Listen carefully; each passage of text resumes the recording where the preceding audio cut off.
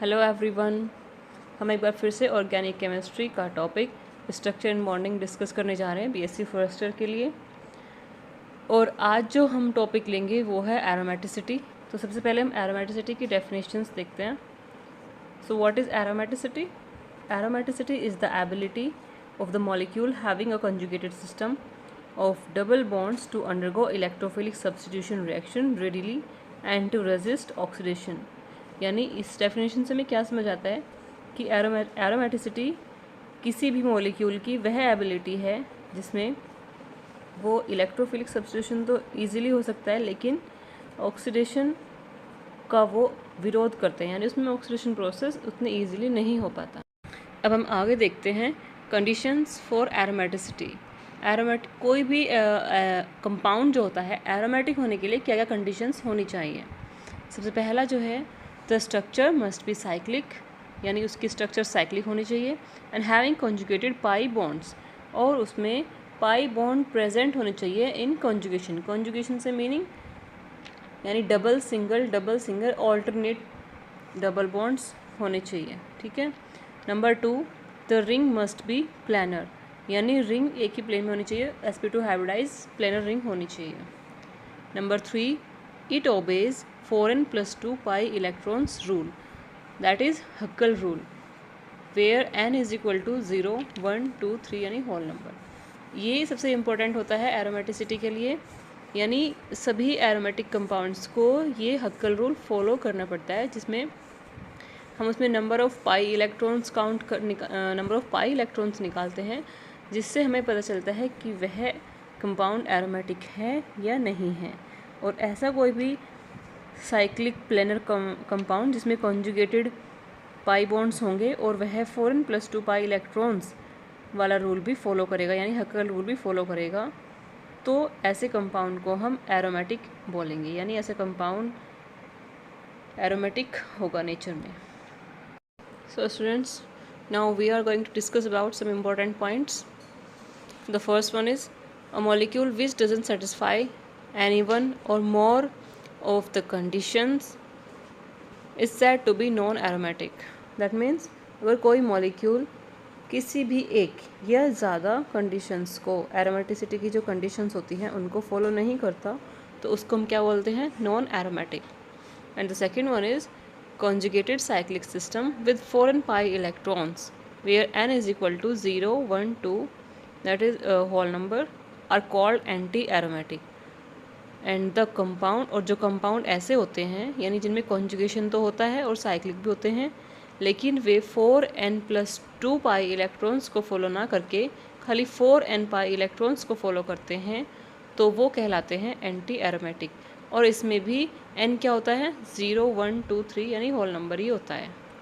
Okay students, अब हम next देखेंगे प्रॉपर्टीज़ ऑफ एरोमेटिक कंपाउंड्स। इसमें फर्स्ट है, aromatic compounds are resistant to addition and oxidation reactions generally shown by the corresponding unsaturated aliphatic compounds. इसका मतलब क्या है कि एरोमेटिक कंपाउंड्स वो वाली रिएक्शन जो कि जनरली उनके कोरेस्पॉन्डिंग अनसैचुरेटेड यानी असंतृप्त एलिफेटिक कंपाउंड देते हैं, वो वाली एडिशन और ऑक्सीडेशन रिएक्शंस शो नहीं करते। इसके अलावा they prefer to undergo readily certain electrophilic substitution reaction as halogenation, nitration etc।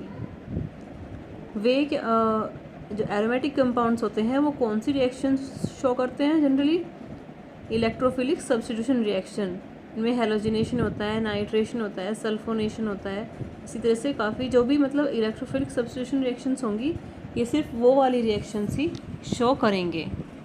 इसके बाद नंबर 2 आता है, low heats of hydrogenation and combustion of aromatic compounds shows that their molecule are associated with high thermodynamic stability, यानी उनकी जो hydrogenation होता है या कंबशन रिएक्शन होती है उनमें काफ़ी कम हीट होती है। इस वजह से वो ये शो करते हैं कि उनकी जो ये एरोमेटिक कंपाउंड्स होते हैं ये काफ़ी स्टेबल स्टेट में होते हैं।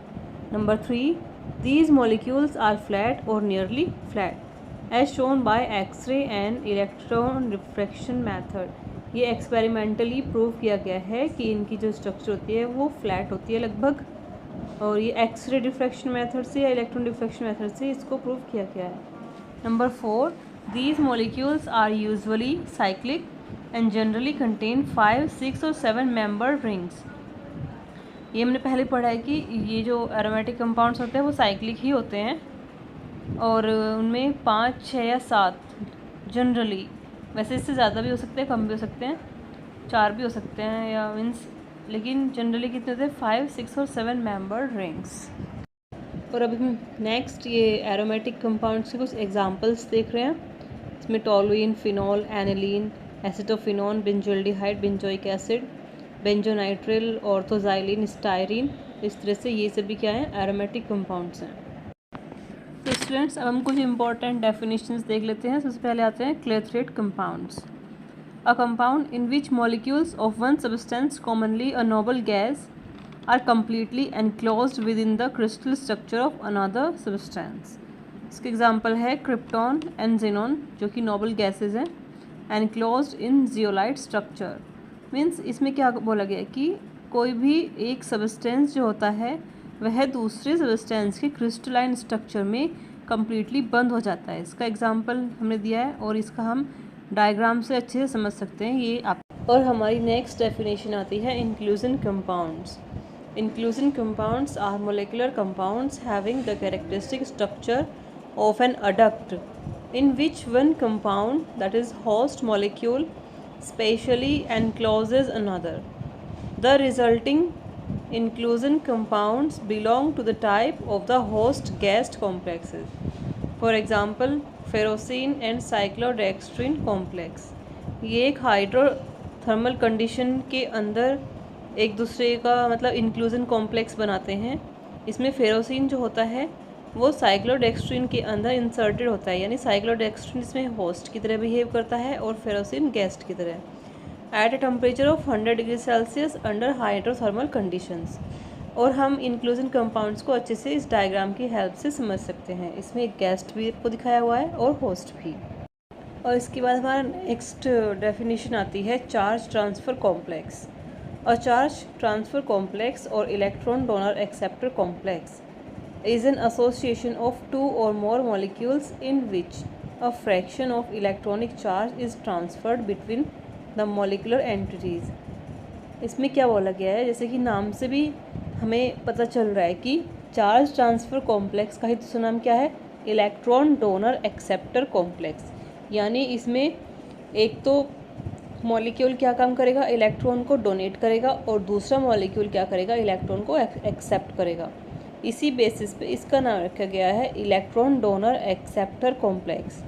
ये भी क्या होता है, एक एसोसिएशन होता है। इसमें दो या ज़्यादा मॉलिक्यूल एक साथ जुड़ते हैं और चार्ज का ट्रांसफ़र करते हैं। The resulting electrostatic attraction provides a stabilising force for the molecular complex.